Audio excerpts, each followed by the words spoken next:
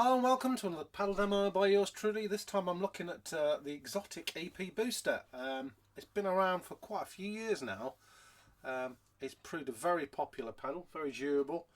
There still seems to be a little bit confusion about how to use it. I mean, I've seen it on one or two forums and things where people aren't quite sure what it's about, what it is, maybe how to get the best out of it. So we'll have a look at how I like to use it today. As ever, there's no hard written rules about what's right and what's wrong. I'm just going to show you how I like to use it, and we'll look at some levels and compare and things like that. So the EP Booster, I went online before I shot this video, and I was quite surprised to see, because I've had this one for quite a while, or quite a long time actually, probably not long after they first came out. I was quite surprised to see the prices of these things. It's pretty reasonable still. I think it was around 120, 130 quid for a new one, and like 90 quid used. So, you know, this is at 2023 prices, I should add, like, but that seemed, I'm sure I didn't pay much less, or maybe paid the same about that when I bought this pedal all them years ago. It's amazing value, whether bought new or second hand. So it is a pedal that you could be willing to maybe take a risk on and try. It won't break the bank. And it is a boutique company, Xotic. They make brilliant stuff. So the key to this pedal, there's just one gain knob, obviously.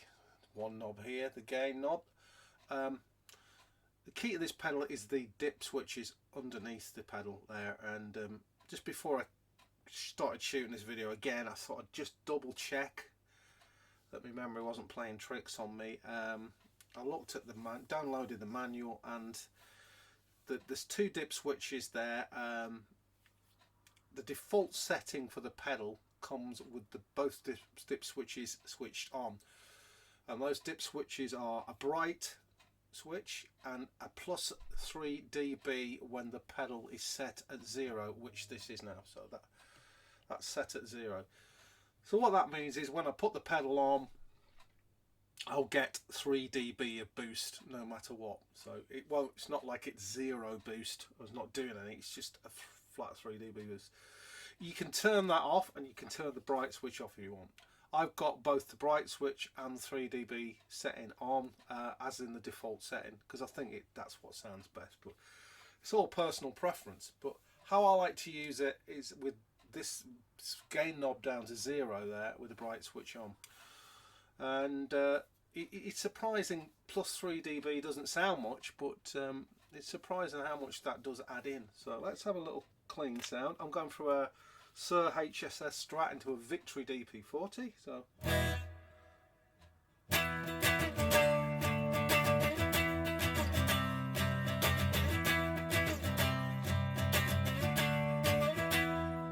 let's switch her on, see what we've got.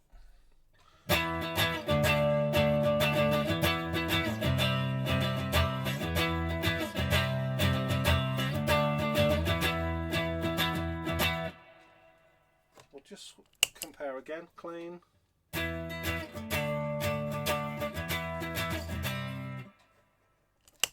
I'm on the single coil neck pickup on this guitar at the moment. So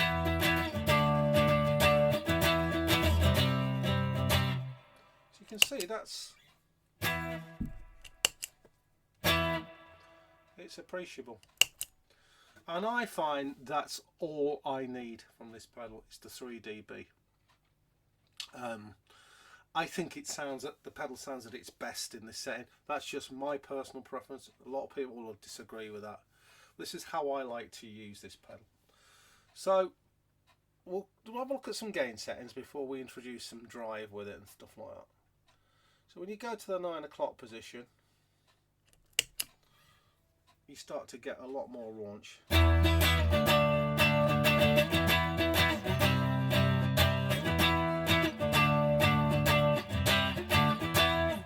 Play that on the bridge pickup as well.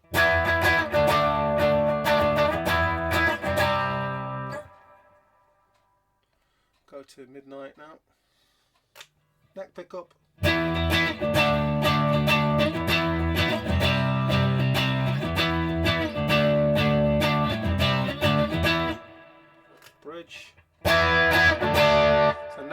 getting some real ganache.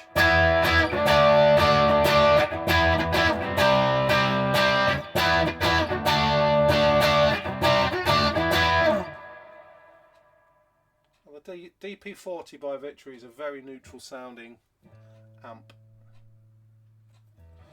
Right, we're now round to the 3 o'clock position.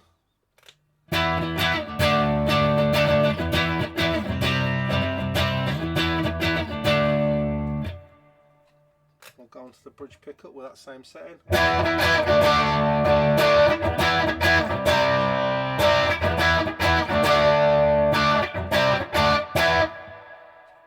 We'll go flat out now.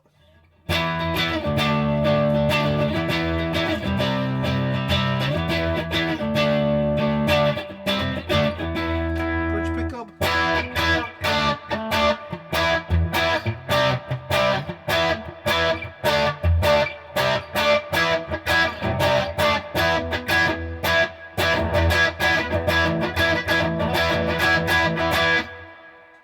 Quite a lot. Let's switch her off.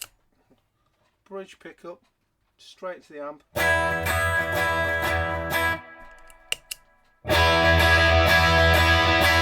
that gives you an idea of the range. So that's plus 20 decibels according to the manual when it's flat out. So let's just go to that flat out position again. Let's go to the plus 3 dB that I like it.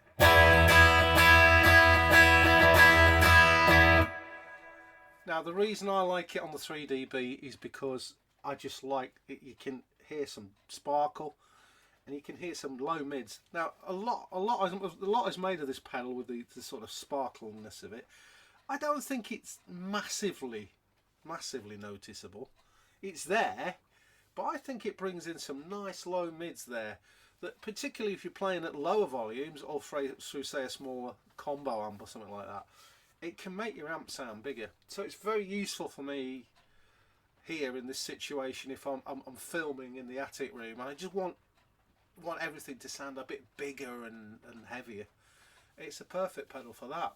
So that's one of the ways I use it. It's just to make everything sound a little bit bigger, just a little bit more classier really. So yeah. I mean, in terms of a lead pedal, I mean, I just find it flubby when you've got flat. When you're flat, I'm on the neck pickup now, especially on the lower, the thicker strings. Be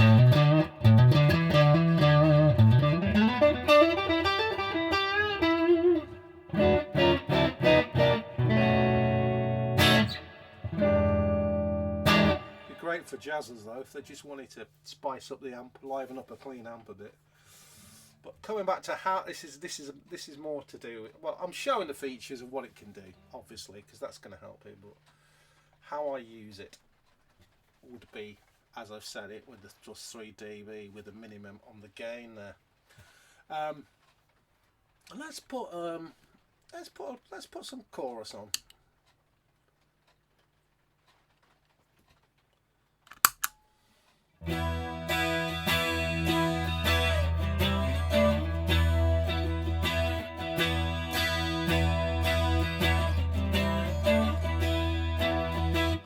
Take the EP off. So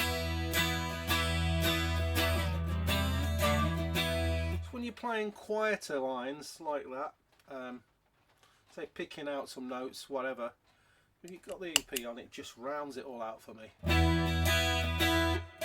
You do get a bit of sparkle on the high notes, but I just love the rounding out of the sound.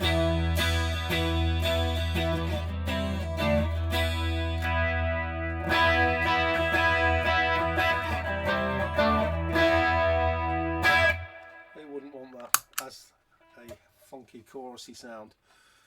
So let's move on to how it works with gains. Now I've got the Strymon Riverside, which is a digital delay pedal. That makes a difference because it's a brilliant pedal.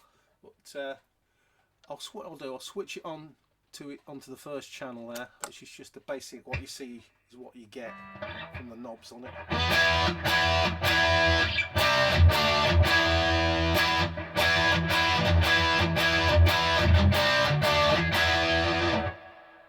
Which the EP Booster on.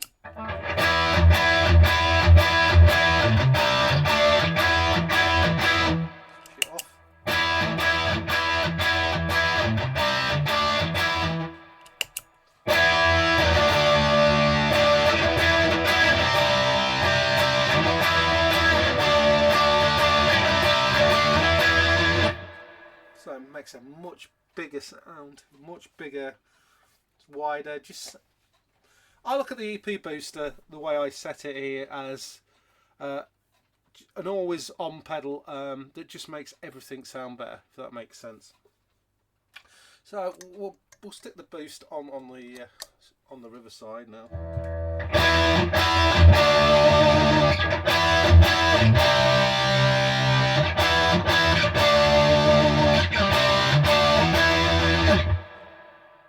Let's hear it without it.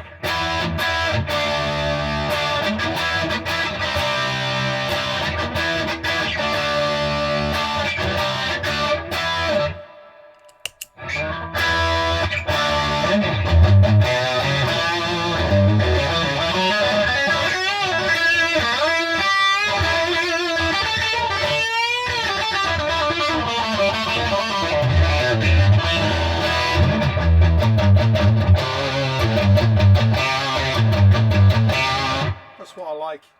You can get some thud with it. Stick it on and you've got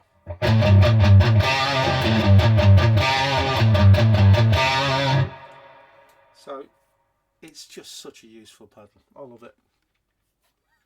Right, I'll go for Monty now.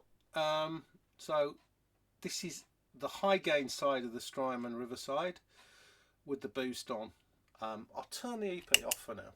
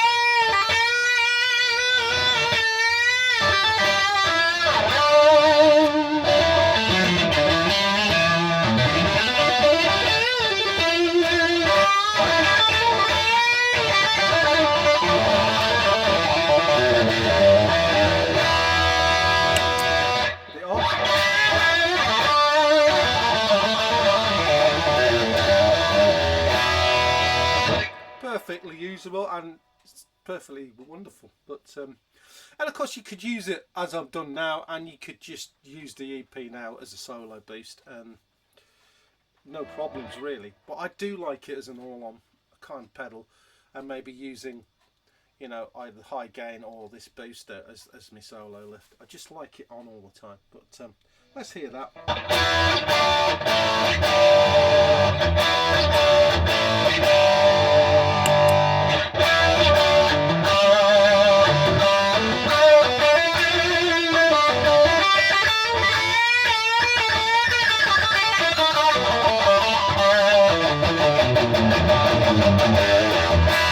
So if you want to kind of, if you're at lower volumes and you want to kind of mimic a more 4x12 kind of sound out of a smaller amp and maybe smaller speaker or combo or something, this will give you just a little bit more thump and thud and accentuate stuff.